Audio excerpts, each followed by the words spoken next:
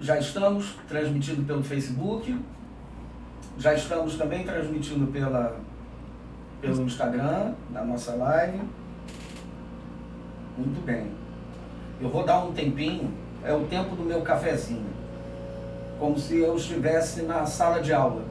Vamos dizer que essa sala de aula virtual é mais ou menos assim. Primeiro dia de aula, a gente sempre dá uns minutinhos para os atrasados conseguirem chegar na aula, não perder o nosso início. Então, o tempo que eu vou dar é esse tempo aqui do meu cafezinho. Funcionário público que não é viciado em café tem algum problema emocional bastante sério. Então, como eu não tenho problema emocional, eu estou aqui me servindo do cafezinho. Já já a gente começa o nosso trabalho. Vou contar com a ajuda do meu sobrinho Douglas, na equipe de apoio, da professora Keila Pinheiro, também está controlando as redes sociais. O áudio tá bom? Preciso elevar o volume da voz? Tá. Muito bem. A ideia é essa, é a gente ser audível. Se fosse possível, eu ofereceria o cafezinho que estou tomando, está delicioso.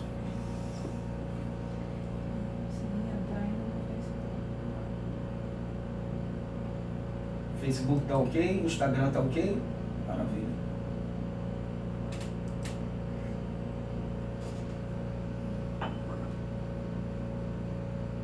Temos ruído? Não. Maravilha. Não. Show. Ainda aguardando. O que está aguardando? O que está aguardando? Pessoal, Ah, sim.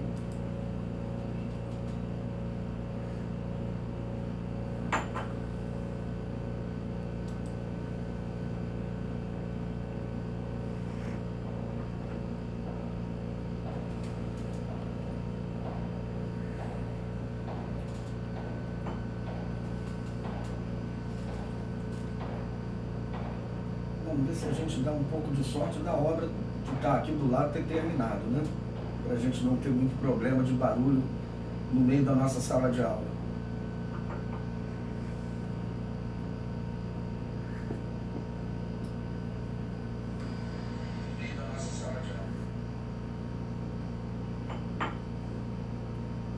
tem 5 pessoas. Eu trouxe mais 3. Uhum. 6 pessoas. Já já estamos iniciando. Já estou terminando o cafezinho. Só para dar tempo. O pessoal deve ter pego trânsito, então está demorando a chegar.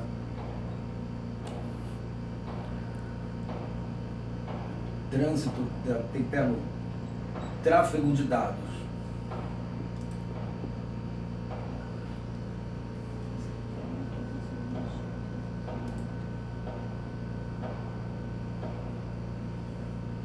Você não consegue achar a página, Keila?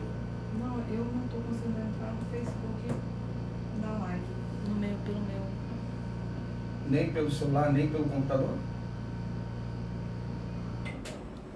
Isso pode revelar algum tipo de dificuldade dos demais também, né? Uhum. Vamos só resolver esse probleminha técnico para a gente dar início aos nossos trabalhos.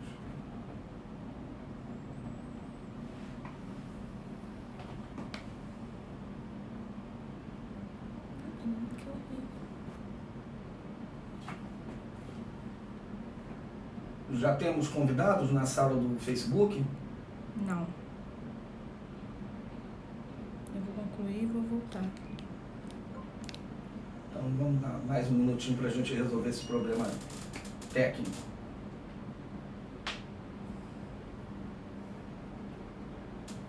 Deixa eu te perguntar, Keila, você entrou na minha página, né? Uhum. Tá.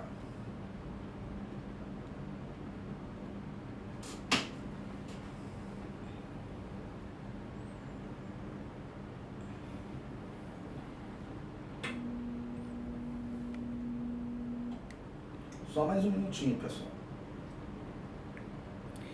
Voltando aqui no Facebook. Voltar ao vivo no Facebook. Já voltou ao vivo no Face? Uhum.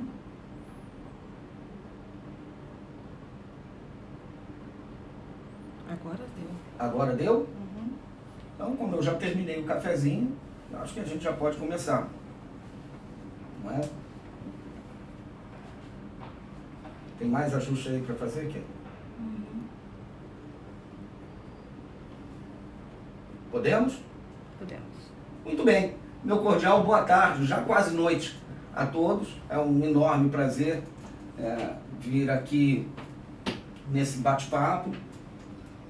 Nós vamos, para aqueles que não me conhecem, eu sou o professor Luiz Cláudio Chaves.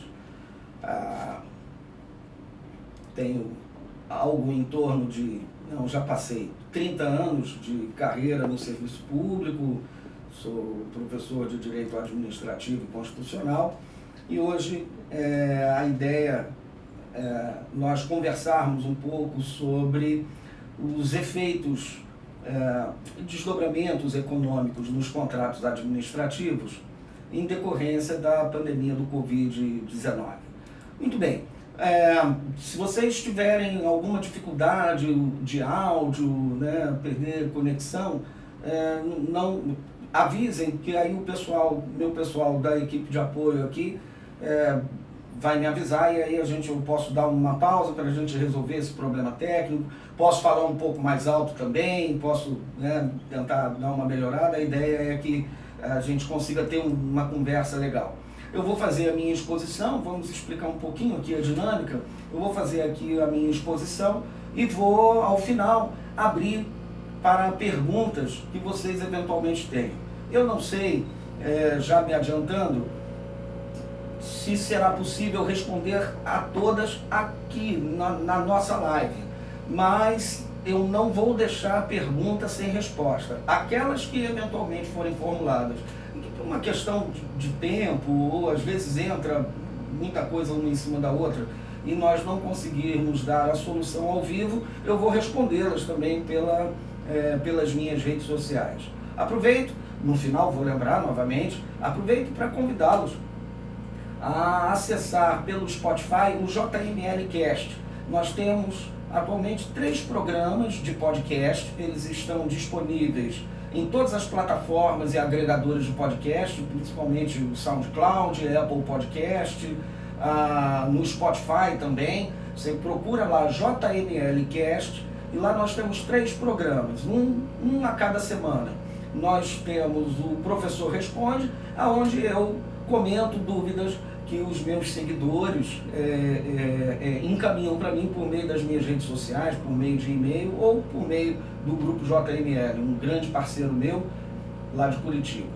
Também temos o programa Jurisprudência Comentada, em que eu seleciono um precedente ou do Tribunal de Contas da União ou de Tribunal Superior para nós comentarmos e explicarmos como o significado das decisões, que às vezes parece um pouco rebuscada demais, principalmente para quem não é muito afeto à seara jurídica.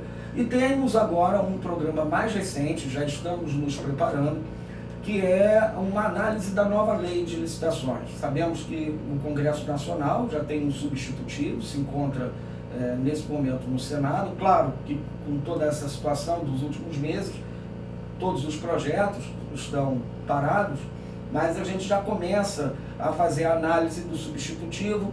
Na minha particular opinião, pouca coisa deve ser alterada em relação ao texto que nós vamos encontrar. As principais alterações, eu acredito, já tem o seu texto consolidado.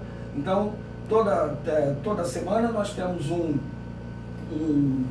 programa novo, e esse o último, ele faz a análise do projeto de lei que trata da nova lei de licitações. Muito bem, vamos seguir com o nosso trabalho. Nós temos aqui, deixa eu só confirmar, está tudo ok aí, pessoal? Muito bem. Então nós estamos vivendo uma situação bastante sui generis, né? Se nós fazer só uma breve introdução à situação, problema, nós, diante dessa circunstância de medidas de isolamento social, medidas de incentivo à economia, medidas de proteção a certos setores e pessoas, né? Se nós fizermos uma linha do tempo, nós vamos observar que no dia 30/1, a OMS declarou a situação de emergência em saúde pública por conta a época da epidemia que se via na China. No dia 6/2, ou seja, logo em seguida, entra em vigor a Lei Federal 13.979, que estipula as primeiras medidas de contenção, de mitigação desses efeitos. E, finalmente, no dia 11/3, a OMS declara a existência da pandemia. As medidas de isolamento social, elas começam a ser percebidas aqui no Brasil já em março. No dia 11 de março já é decretada a primeira quarentena no Rio de Janeiro, logo no dia 14 do mesmo mês em Brasília e finalmente no dia 22/3 em São Paulo. Então nós temos aqui uma linha de tempo bastante significativa. Se percebe que muito rapidamente o problema da pandemia do Covid-19 tomou proporções gigantescas. Há um estudo da ANAC que revela que só no setor aéreo, que foi um setor muito afetado com as medidas de contenção, antes da pandemia, um mês antes da pandemia ser declarada, essas medidas todas entrarem em vigor, havia cerca de 3.600, 3.800 voos regulares diários. E isso caiu no mês seguinte para menos de 10% desse valor todo. Segundo a própria ANAC, há atualmente algo em torno de 400 aeronaves em solo. Isso só para dar uma dimensão de como isso vem impactando, de um modo geral, a economia de um modo geral. Sempre que ocorre uma situação excepcional, com reflexos no mercado, há uma corrida das empresas que têm contratos com o poder público no sentido da busca do reequilíbrio econômico-financeiro do contrato. Isso ocorreu lá atrás, em janeiro de 1999, por ocasião da máxima desvalorização do real. Também ocorreu mais recentemente na greve dos caminhoneiros e, naturalmente, com a pandemia da Covid-19, não seria diferente.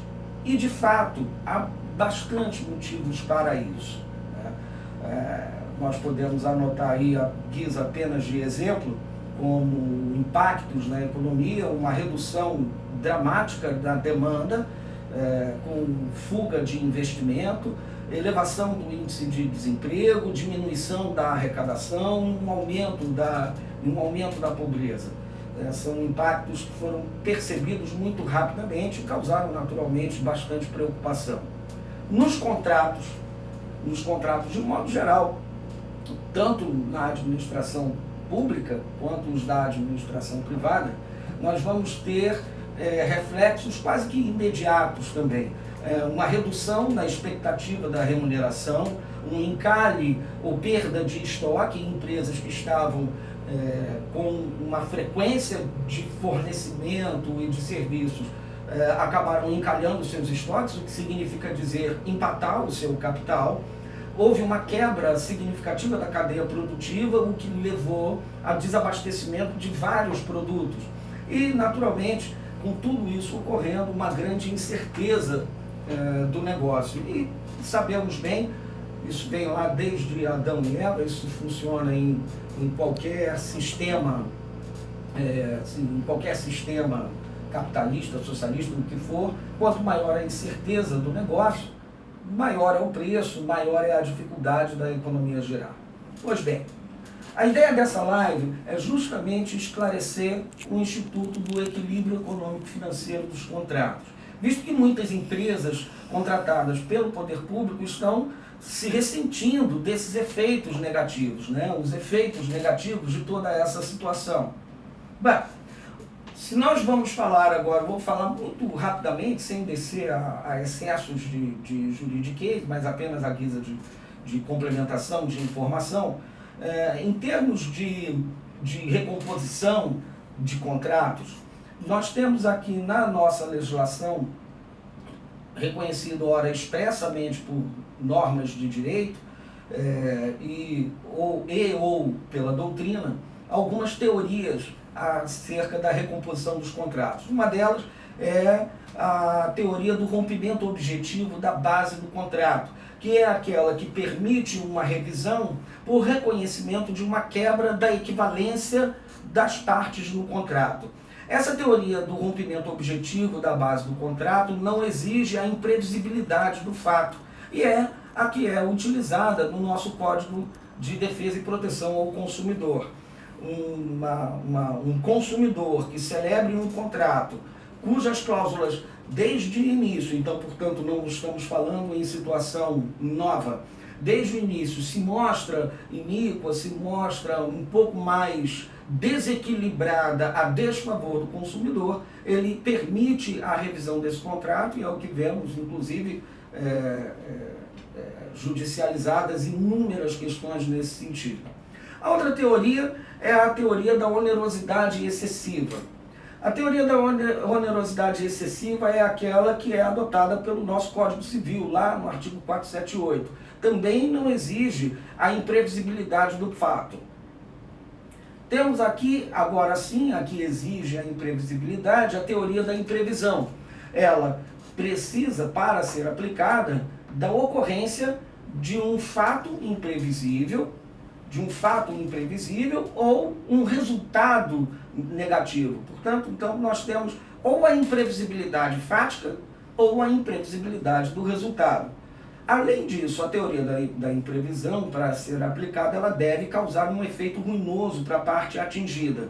E ela não se confunde com a impossibilidade de executar o contrato. O contrato não se torna impossível de ser executado. Ele tem possibilidade, porém as obrigações se tornaram muito elevadas para uma das partes, o que pode tornar, viabilizar a ruína dessa parte. A teoria que é adotada na nossa norma de direito administrativo, que regula os contratos com o poder público e que encontra suporte na Constituição da República, é a teoria do equilíbrio econômico-financeiro do contrato. A equação econômica se forma no momento da aceitação da proposta. No momento em que há a aceitação, a formulação e a aceitação da proposta, eu formo uma espécie de presunção de equilíbrio. Aqui formou a equação econômica. A teoria do equilíbrio econômico-financeiro preza pela manutenção desse equilíbrio e, portanto, ela se aplica a todas as partes do contrato, né? E, em especial, eu poderia até citar também como uma situação, uma circunstância, vamos dizer, peculiar, se nós formos falar, formos observar num contrato de concessão de serviço público, por exemplo, concessão de uma rodovia, aplica-se a teoria do equilíbrio econômico-financeiro a todas as partes envolventes. E no contrato de concessão, nós vamos ter 3 partes. Muito embora o contrato seja bilateral, nós temos 3 partes. Nós vamos ter o poder concedente, nós vamos ter o concessionário e vamos ter o usuário do serviço. Logo, em caso de desequilíbrio, a aplicação dessa teoria também se ocupará de proteger o equilíbrio econômico em relação ao usuário.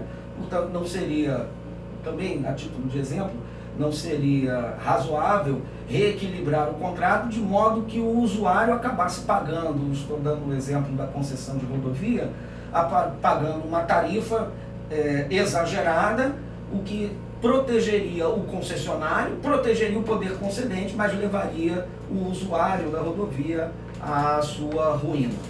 Bem, doutrinariamente, eu vou me socorrer das lições de Celso Antônio Bandeira de Mello acerca da teoria do equilíbrio econômico-financeiro do contrato. Vamos lá. Eu abro aspas. Equilíbrio econômico-financeiro ou equação econômico-financeira é a relação de igualdade formada de um lado pelas obrigações assumidas pelo contratante no momento do ajuste e de outro pela compensação econômica que lhe corresponderá à equação econômico-financeira intangível. Essa lição nós vamos encontrar na famosa e festejada obra de Celso Antônio Bandeira de Mello, curso de Direito Administrativo. A jurisprudência também enxerga dessa forma conceitual, essa teoria. Vejamos o precedente do STJ que eu separei. Vejam, abro aspas novamente. Os termos iniciais da avença hão de ser respeitados e ao longo de toda a execução do contrato, a contraprestação pelos encargos suportados pelo contratado deve se ajustar à sua expectativa quanto às despesas e aos lucros normais do empreendimento. Superior Tribunal de Justiça, segunda turma, recurso especial 216.018, do Distrito Federal, julgado em setembro de 2001. Algum problema de ordem técnica? O vídeo pausado. Por que pausado? Voltou. Voltamos? Aham. Mas tá pausando. Probleminhas de ordem técnica de vez em quando vão... A internet. de vez em quando vão ocorrer. Aí a gente dá uma pausazinha, é como se o professor tivesse que dar uma paradinha para tomar um golinho d'água. Eu vou pedir para o Douglas não apoiar o braço na mesa, porque aí ele vai balançar a câmera. Muito bem.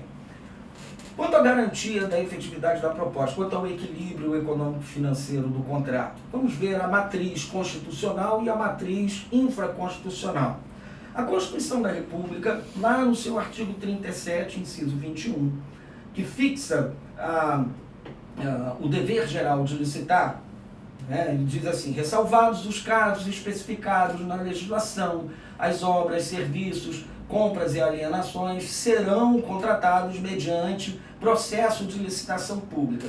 O texto constitucional, ele prossegue fixando 3 premissas fundamentais a partir das quais devem ser observadas em todo documento normativo de natureza infraconstitucional. E quando falo em documento normativo de natureza infraconstitucional, eu estou me referindo não só à lei ordinária em sentido formal, decreto, resoluções, instruções normativas, mas qualquer documento infraconstitucional com caráter normativo. Portanto, também devem ser observadas pelos editais de licitação, pelos termos de referência em projeto básico e também, principalmente, em razão do tema central do nosso assunto de hoje, também pelas minutas de contrato. O texto constitucional prossegue, que assegure igualdade, são 3 premissas, que assegure igualdade de condições a todos os concorrentes, com cláusulas que estabeleçam obrigações de pagamento, mantidas as condições efetivas da proposta, o qual somente permitirá as exigências de qualificação técnica e econômico-financeira indispensáveis à garantia do cumprimento das obrigações. A que nos importa é a segunda, a garantia da efetividade da proposta. Garantia da efetividade da proposta é o dever de a administração manter, durante toda a execução, o equilíbrio econômico-financeiro do contrato. Bem, nós já nos referimos que a equação econômica do contrato se forma no momento da aceitação da proposta. Ela cria uma presunção de justiça entre a remuneração a ser oferida pelo contratado e a contraprestação que o contratante irá receber em troca. Portanto, aqui entra em cena uma presunção de equilíbrio, mas naturalmente circunstâncias fáticas podem vir a abalar essa relação de justiça. Quando a Constituição diz que é dever propor cláusulas que garantam a efetividade da proposta, ela está dizendo que compete à administração contratante garantir que esta relação de justiça estabelecida no início da execução possa se manter ao longo de toda a execução do contrato. No que ela vier a ser abalada, é dever da administração manter o equilíbrio do contrato. E por que é um dever da administração, professor? Se a teoria do equilíbrio econômico-financeiro, ele envolve o equilíbrio para todas as partes, porque a administração é quem elabora o contrato. O contrato administrativo, em essência, é um contrato de adesão. São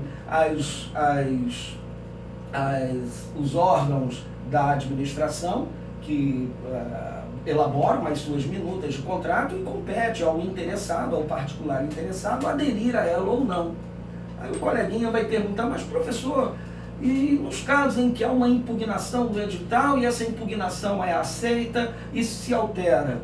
Continuamos com um contrato de adesão, porque na verdade quem vai primeiro deferir e depois alterar, quem administra o contrato é a própria administração.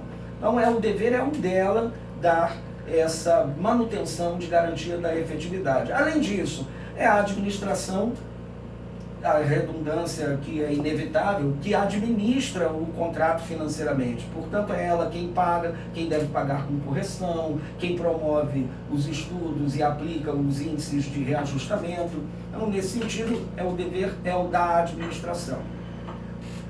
Quanto à matriz infraconstitucional, nós vamos observar lá na Lei Geral de Licitações, a que regulamenta o dispositivo constitucional estudado anteriormente, o artigo, separei aqui alguns artigos, é o artigo 55, são cláusulas necessárias em todo o contrato, as que estabeleçam, inciso 3º, o preço e as condições de pagamento, os critérios, database e periodicidade do reajustamento de preço, critérios de atualização monetária entre a data do adimplemento das obrigações e a do efetivo pagamento.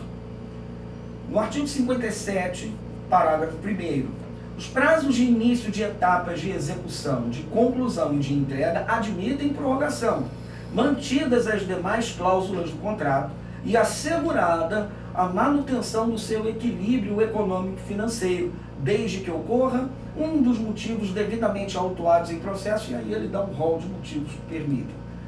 No artigo 58, os parágrafos 1º e 2º, as cláusulas econômico-financeiras e monetárias dos contratos administrativos não poderão ser alteradas sem prévia concordância do contratado. Na hipótese do inciso 1º deste artigo, as cláusulas econômico-financeiras do contrato deverão ser revistas para que se mantenha o equilíbrio contratual. Então nós temos aqui a base infraconstitucional. Já recebi meu segundo cafezinho de hoje. Quem já teve aula comigo presencial sabe bem que o professor é viciado em café, não consigo dele dispensar. Muito bem. Então nós temos aqui a matriz constitucional, a matriz infraconstitucional, que regulamenta o dispositivo da Constituição Federal. São 3 os institutos que visam proteger a efetividade da proposta, isto é, a relação de justiça que presumidamente se estabeleceu no momento da aceitação da proposta. A correção monetária, que corrige, em todas essas 3 a que vou me referir, há um desequilíbrio. E esse desequilíbrio precisa ser corrigido. O que difere um do outro é a causa do desequilíbrio. Bem, então o primeiro instituto é o da correção monetária, que corrige o desequilíbrio decorrente do atraso de pagamento sem culpa do contratado. Se a administração se comprometeu a pagar, por hipótese, 10 dias após a entrega do objeto, ao atesto da fatura, e vem 5, 8, 10 dias, não paga, 11, 12, 15, 20, a correção monetária é um instituto que vai corrigir o desequilíbrio decorrente entre a diferença da data programada para o pagamento do contrato e a do efetivo crédito a favor do contratado.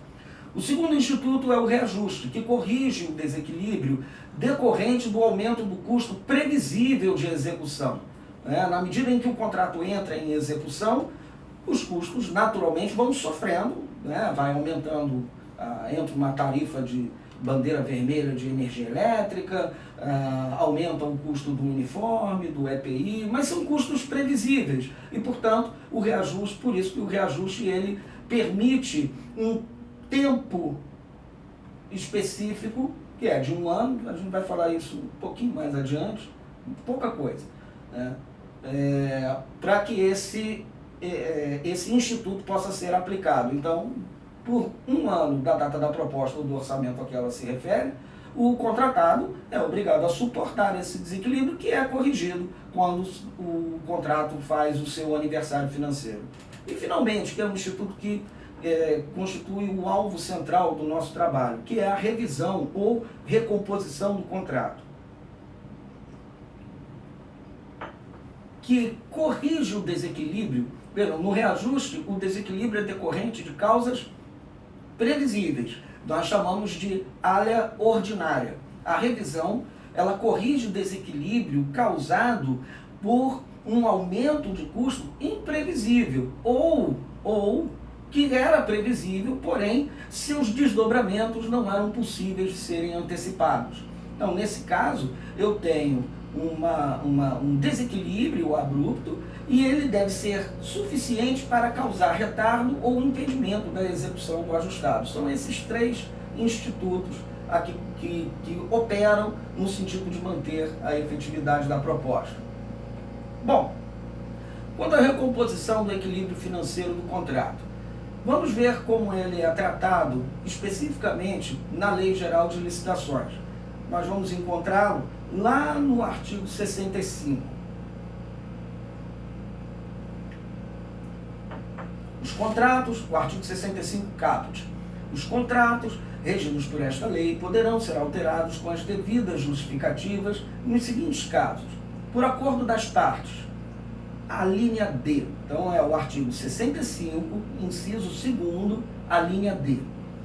Para restabelecer a relação que as partes pactuaram inicialmente entre os encargos do contratado e a retribuição da administração para justa remuneração da obra, serviço ou fornecimento, objetivando a manutenção do equilíbrio econômico-financeiro inicial do contrato, na hipótese de sobrevirem, olha aqui, fatos imprevisíveis ou previsíveis, porém de consequências incalculáveis, retardadores ou impeditivos da execução do ajustado, ou ainda, em caso de força maior, caso fortuito ou fato do príncipe, configurando área econômica extraordinária e extracontratual.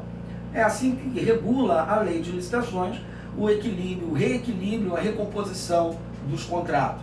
Então, podemos conceituar que a revisão ou recomposição, alguns autores chamam assim, é o reequilíbrio da equação econômica do contrato por força de causas extraordinárias que eram imprevisíveis ou previsíveis, porém de consequências incalculáveis, retardadoras ou impeditivas da execução do ajustado.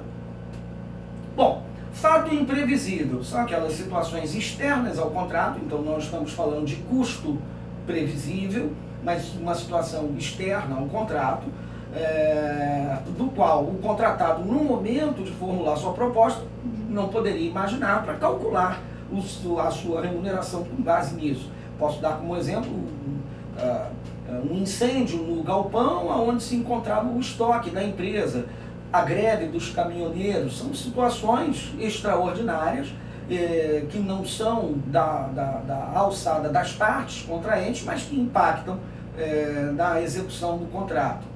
Fatos previsíveis, mas de consequências incalculáveis. Aqui o fato é interno.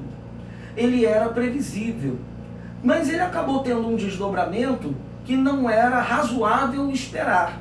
Portanto, são situações internas ao contrato, previsíveis, mas que teve uma repercussão muito mais gravosa do que se imaginava, ou seja, a imprevisibilidade não está no fato em si, mas no resultado que ele veio provocar. Dou como exemplo uma elevação do câmbio muito acima da curva esperada no setor. Quanto ao caso fortuito e força maior, a doutrina não é uníssona na conceituação de um e de outro. Há três teorias. Uma entende que caso fortuito é ação humana, decorrente de ação humana, e a força maior é decorrente das forças da natureza, mas tem uma teoria que acho que é o contrário, que caso fortuito é força da natureza e força maior é ação humana, e tem uma terceira teoria que acho que tudo igual. Eu estou com a terceira teoria por uma razão muito simples, porque o nosso Código Civil, lá no artigo 393, trata pelo conjunto como se fosse um fosse o outro. O devedor, artigo 393, diz assim: o devedor não responde pelos prejuízos resultantes de caso fortuito ou de força maior, ele não provoca separação, se expressamente não houver por ele se responsabilizado. E lá no parágrafo único ele reforça a ideia, o Código Civil, de que se tratariam de, vamos dizer, de uma sinonímia, né? O caso fortuito ou força maior verifica-se no fato necessário, cujos efeitos não era possível evitar ou impedir.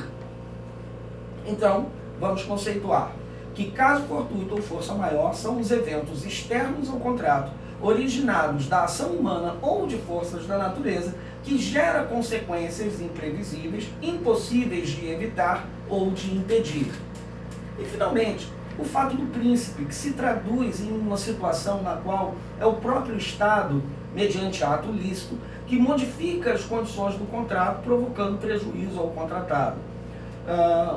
Os colegas que vêm debatendo, os autores, os especialistas, os administrativistas, que vêm debatendo essa situação dos desdobramentos da pandemia do Covid-19, têm concordado que as principais causas de desequilíbrio estão centradas nos contratos, estão centradas tanto no fato do príncipe, né, na medida em que o Estado determina fechamento de repartições, de comércio, determina isolamento social. E também de caso fortuito ou de força maior, que é a perda de uma demanda, as pessoas param de comprar, enfim, né, quebra da cadeia produtiva, o que faz provocar falta de determinados itens unitários, né, de um modo geral, dificultando a execução dos contratos. Não se pode, todavia, vamos deixar aqui explicitado, não se pode confundir a revisão com o reajuste anual. Muito embora se trate também o reajuste de instrumento de garantia da efetividade da proposta, são institutos que se aplicam de forma autônoma. Vamos ver como as normas legais tratam essa distinção e como também o Tribunal de Contas didaticamente nos explica isso. Artigo 59 da Instrução Normativa 05 de 2017 do Ministério da Economia diz assim: as repactuações, que é uma espécie de reajuste, não interferem no direito das partes de solicitar a qualquer momento a manutenção do equilíbrio econômico dos contratos, com base no disposto no artigo 65 da Lei 8.666 de 1993. E o Tribunal de Contas da União: o reajuste objetiva compensar os efeitos da desvalorização da moeda nos custos de produção ou dos insumos utilizados, reposicionando os valores reais originais pactuados. A revisão destina-se a corrigir distorções geradas por ocorrências imprevisíveis ou previsíveis com consequências inestimáveis. Na ocorrência de eventos previsíveis, o contrato deve ser reajustado e não revisto. O Tribunal de Contas da União, Acórdão 1246 de 2012, sob a relatoria do ministro José Múcio Monteiro. Ainda separei um outro aqui também do TCU muito interessante: a aplicação da revisão independentemente da aplicação do reajuste. Porque o que estamos dizendo é, se eu não confundo reajuste com revisão, e se eles são institutos que garantem a efetividade da proposta, eles são aplicados de forma autônoma. Assim, eu posso estar às vésperas do reajuste e me ver em uma situação em que haverá necessidade de promover a recomposição do contrato. Assim como eu posso ter tido o reajuste há pouco tempo e ainda assim ter a necessidade de recompor o contrato. Olha o que disse o Tribunal de Contas da União nesse outro precedente.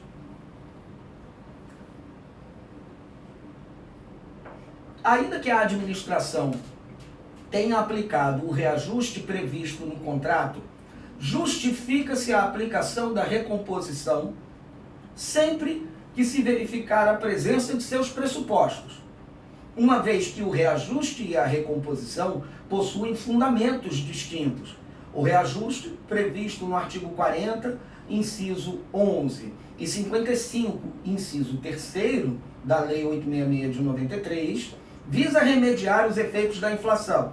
A recomposição prevista no artigo 65, inciso 2º, a linha D da mesma lei, tem como fim manter equilibrada a relação jurídica entre o particular e a administração pública quando houver desequilíbrio advindo de fato imprevisível ou previsível com consequências incalculáveis. Acórdão 1431 de 2017, plenário, relatoria do ministro Vital do Rego, julgado em julho de 2017. Então, só para esclarecer aos amigos que estão nos acompanhando, quem quiser ter o teor desses precedentes que eu estou citando aqui, pode me pedir pelas redes sociais que eu faço o encaminhamento, tá ok? Bom, o reajuste se opera de acordo com a data do aniversário financeiro do contrato, que é a data da proposta ou do orçamento a que a mesma se refere. E vamos ratificar, não se dá reajuste deflagrando a anualidade a partir da data da assinatura do contrato. A assinatura do contrato, ele tem o marco, para a vigência do contrato e é o que permite, a partir do qual vencido o aniversário, ter a eventual prorrogação do ajuste. E o aniversário financeiro ocorre antes, é na concepção da proposta, então é na data da proposta ou do orçamento a que ela se refere. Deixa eu ver, tem uma pergunta. Pode-se ter contrato em reais mensalmente? Eu vou deixar para responder as perguntas ao final, tá, pessoal? Eu já vi que chegou aqui uma pergunta, tem outras que chegaram também por e-mail. Então eu vou reprisar o seguinte, no final eu vou abrir o espaço para responder as dúvidas e se eventualmente forem muitas, etc., eu não vou deixar de responder, mas se eu não o fizer aqui na live, eu poderei... O Instagram deu pausa. Peraí, no Instagram parou. Voltou. Aqui é assim, né? Tecnologia é isso. Então vamos lá. Segundo um grande amigo meu da área de tecnologia, ele me diferencia hardware e software com muita simplicidade. Hardware é aquilo que quando você fica com raiva joga na parede. E software é aquilo que quando você fica com raiva xinga. Então às vezes a gente vai ter aqui esses pequenos probleminhas. Muito bem, então retomando. As perguntas que eventualmente eu não conseguir responder aqui, por uma questão de tempo também, eu responderei, não vou deixar nenhuma pergunta sem resposta, mas aí eu posso eventualmente fazê-lo pelas minhas redes sociais, ok, pessoal? Muito bem, vamos seguir.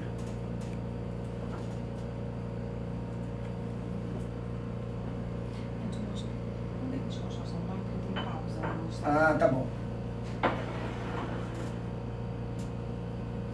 Bem, então falamos do reajuste. Já a revisão ou recomposição, o reajuste eu tenho que aguardar 1 ano da data da proposta ou do orçamento, mas a recomposição se aplica imediatamente na ocorrência do desequilíbrio, ou seja, diante do fato que causa a instabilidade no contrato. Mas, para ser aplicada, é necessária a presença de 3 requisitos muito bem abordados em um outro precedente do Tribunal de Contas da União que eu destaquei. Nós continuamos travando, não? Não. Então, olha só. Somente se admite a recomposição, ele vai falar dos requisitos da recomposição. Somente se admite a recomposição de preços quando o desequilíbrio decorre de fato superveniente, imprevisível ou previsível, mas de consequências incalculáveis, alheios à vontade das partes e que provoque grande desequilíbrio ao contrato. A elevação anormal de preço de venda do produto decorrente de acréscimo inesperado dos custos de produção pode motivar a revisão do preço registrado, se observados todos os pressupostos legais. Tal situação deve ser objetiva e exaustivamente demonstrada. Acórdão 2861 de 2009 da Primeira Câmara, ministro Walton Alencar Rodrigues foi o relator. Então, vejam, sem a presença desses requisitos, fato superveniente, ele não pode ser, portanto, antecedente à formulação da proposta, impossível de ser previsto. Se era para ser previsto e o contratado não foi responsável o suficiente, falhou na formulação da sua proposta, não há caso de arrependimento. E que deve ser alheio à vontade das partes e que provoque grande desequilíbrio ao contrato. Se for previsível, o fato vai ter que aguardar o reajuste. Se for imprevisível, mas não causar grande desequilíbrio ao contrato, também vai ter que aguardar o reajuste. Bem, a revisão não necessariamente vai incidir sobre todos os itens de custo, mas apenas e tão somente sobre aqueles que se tornaram excessivamente onerosos. E mais uma vez eu me sirvo do didatismo das decisões do TCU. Olha só, não há óbice a concessão de reequilíbrio econômico-financeiro visando a revisão ou recomposição de preços de itens isolados, com fundamento no artigo 65.2, a linha D, da Lei 866 de 93. Desde que estejam presentes a imprevisibilidade, mais uma vez, a previsibilidade de efeitos incalculáveis e o impacto acentuado na relação contratual. E que haja análise demonstrativa acerca do comportamento dos demais insumos relevantes que possam impactar o valor do contrato. Então, o TCU aqui, Acórdão 1604/2015, foi bastante didático nesse sentido, numa planilha de composição de custos com diversos itens unitários. Eventualmente, eu posso ter a impactação em dois ou alguns itens, não sobre todo o contrato, mas se esses itens forem relevantes, representarem parte significativa do objeto, naturalmente eu poderei realizar a recomposição em relação a esses itens, mantendo os demais itens com o preço ajustado, que vão sofrer o reajuste dentro da sua anualidade. Uma das motivações mais comuns que é alegada pelas empresas é o aumento da moeda americana, o aumento do dólar, naturalmente, quando a execução depende de equipamentos ou produtos vindos do exterior. Então elas usam bastante essa argumentação para justificar a recomposição do contrato.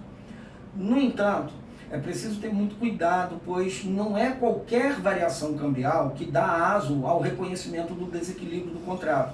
Afinal de contas, a empresa que trata com o comércio exterior, lida com o comércio exterior, ela deve saber, ela sabe ou deveria saber calcular a variação da moeda estrangeira de acordo com a curva que ela vem observando ao longo do tempo. Também tem melhor condição de analisar as circunstâncias de mercado para prever se pode ou não haver uma certa distinção nesse sentido. E nesse sentido também vou me valer de outro acórdão no Tribunal de Contas da União.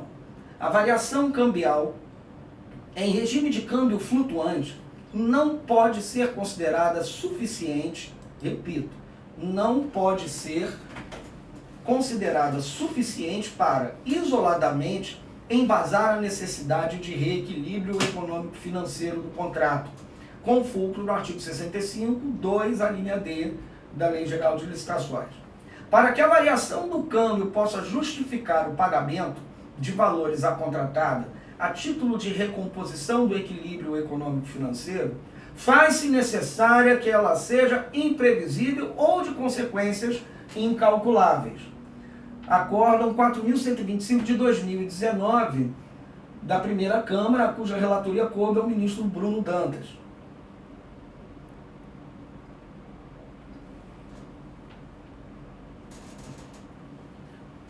Portanto, para fazer jus à revisão, deve o fornecedor ou o prestador de serviço, isso é muito importante, pessoal, fundamentar muito bem o seu pedido.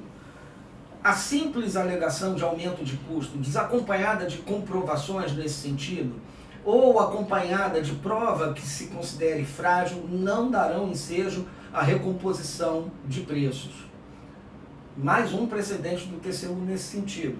Notas fiscais de fornecedores da contratada são insuficientes por si só para caracterizar qualquer uma das hipóteses legais para o reequilíbrio econômico-financeiro do contrato.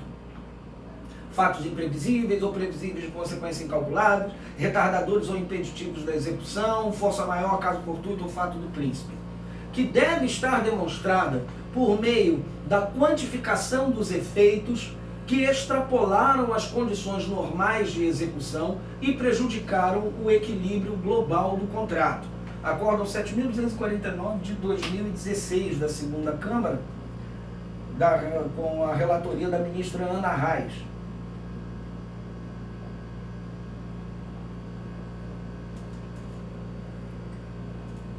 Sem sombra de dúvida, travamos, vamos aguardar um pouco, destravou. Sem sombra de dúvida, as medidas de controle e combate ao Covid-19 podem constituir motivação por excepcionalidade e imprevisibilidade para justificar a revisão do contrato. Mas para isso é imperioso que esteja demonstrado de forma robusta o desequilíbrio nas cláusulas econômico-financeiras.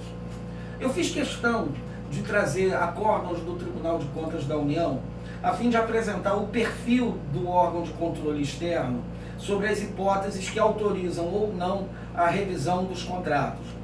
Se já estamos vendo nos noticiários uma série de, infelizmente, uma série de denúncias e investigações sobre gasto público destinado ao combate da pandemia, quanto mais quando essa situação excepcionalíssima tiver passado. Naturalmente, os órgãos de controle vão estar muito atentos a essa circunstância.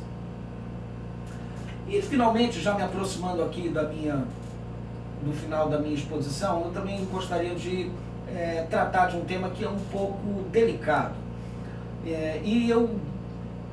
Vamos destravar. É só o Instagram que está travando? Voltou. Aqui tá. Ao vivo parado e aqui tá ok. Voltamos? Quando trava no Instagram, trava também no Facebook? Não, né? Ah, então tá bom. Então o pessoal do Facebook está melhor assistido tecnologicamente. Né? Então vamos lá. Então eu vou tratar aqui de um assunto que é um pouco delicado, e divirjo de alguns colegas, de alguns autores em relação a esse assunto, que é a possibilidade de se aplicar essa teoria da recomposição dos preços em preço registrado em ata de registro de preço. Pois bem, o decreto 7892 de 2013, lá no artigo 17, a meu particular aviso, ele conta uma mentirinha. Ele diz assim: os preços registrados poderão ser revistos, então ele usa a expressão de revisão, em decorrência de eventual redução dos preços praticados no mercado ou de fato que eleve o custo dos serviços ou bens registrados, cabendo ao órgão gerenciador promover as negociações junto aos fornecedores e, veja, ele cita, observadas as disposições contidas na linha D do inciso 2º do caput do artigo 65 da Lei 866 de 93. Então, no artigo 17 do Decreto Federal que regulamenta o sistema de registro de preço, dá a entender que o preço registrado em ata pode sofrer o reequilíbrio econômico-financeiro do contrato. De pronto, eu já considero sui generis essa possibilidade, porque ele entende que pode ser aplicada a revisão dos preços registrados, mas não fala nada em reajuste. E ora, se a ata de registro de preço pode ter vigência de 12 meses contadas da sua publicação, da sua assinatura, significa dizer que antes de encerrar a vigência da ata, a proposta já terá feito o aniversário. Então, em tese, também caberia reajuste, mas não cabe. Mas nós vamos ver por que ele conta essa mentirinha. Mais adiante, lá no artigo 19, ele fala o seguinte: quando o preço de mercado tornar-se superior aos preços registrados e o fornecedor não puder cumprir o compromisso, então seria a situação de desequilíbrio, o órgão gerenciador poderá 1. Liberar o fornecedor do compromisso assumido. caso a comunicação ocorra antes do pedido de fornecimento e sem aplicação de penalidade, se confirmada a veracidade dos motivos e comprovantes apresentados. 2. Convocar os demais fornecedores para assegurar igual oportunidade de negociação. Ele não fala em recomposição de preço. Se houver situação externa que torne impossível o atendimento a uma convocação da administração, não é caso de alterar o preço registrado na ata, é caso de liberar o fornecedor do compromisso assumido e convocar os demais para saber se os demais podem, eventualmente, atender a essa convocação da administração. E veja uma consequência do parágrafo único desse mesmo dispositivo. O parágrafo único diz assim: não havendo êxito nas negociações, ou seja, liberei o fornecedor do compromisso, chamei os demais, não houve êxito, ninguém pode assumir essa ata, esse item. Não havendo êxito nas negociações, o órgão gerenciador deverá, agora é ato vinculado, deverá proceder à revogação da ata de registro de preço, adotando medidas cabíveis para a obtenção da contratação mais vantajosa. E veja, isso faz sentido, ou seja, não permitir que haja recomposição de preço registrado em ata com a natureza do aspecto contratual da ata de registro de preço. Olha o que o Marçal Justem Filho, como Marçal Justem Filho, mais uma vez eu me socorro do mestre, conceitua a ata de registro de preço. Ele diz: é um contrato normativo é um pré-contrato, constituído como um cadastro de produtos e fornecedores, selecionados mediante licitação para contratações sucessivas de bens e serviços, respeitados lotes mínimos e outras condições previstas no edital. Então ele diz que é um contrato normativo, é um pré-contrato, e de fato ele não é um contrato. Na definição de ata do mesmo decreto 7892, lá no artigo 2º, inciso 2º, ele diz assim: ata de registro de preço, documento vinculativo obrigacional com característica de compromisso para futura contratação, em que se registram preços, fornecedores, órgãos participantes e condições a serem praticadas conforme as disposições contidas no instrumento convocatório e propostas apresentadas. Então vejam, nós vimos anteriormente, inclusive, travei novamente. Então vamos lá. Eu aguardo destravar.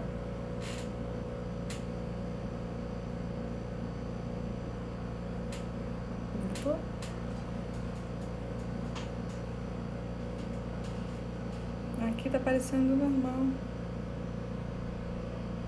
Aqui tá parecendo normal. Então vamos embora. Mas o do Douglas tá parecendo parado. Né? Manda, pede pra falarem aqui se tá pausado. Pessoal, tá travando aí pra vocês? Responde aí nos comentários. Tem um delayzinho. Já acho. Tá.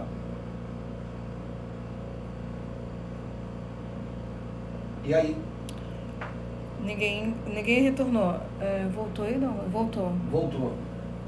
Então vou perguntar de novo. Tá travando aí pra vocês, pessoal? Responde aí nos comentários. Aham.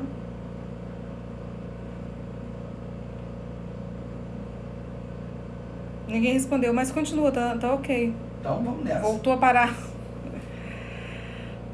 Caramba. Será que a gente tem que sair e entrar de novo? Não sei. No Facebook tá tudo ok? No Facebook tá tudo ok? Tá, aqui não. No Facebook tá ok. Tá bom.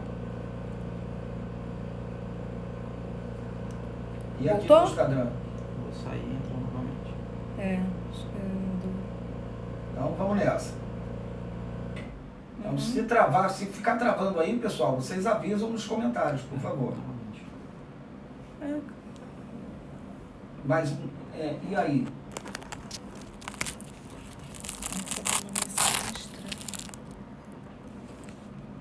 Voltou, vai lá, Luiz. Então vamos lá.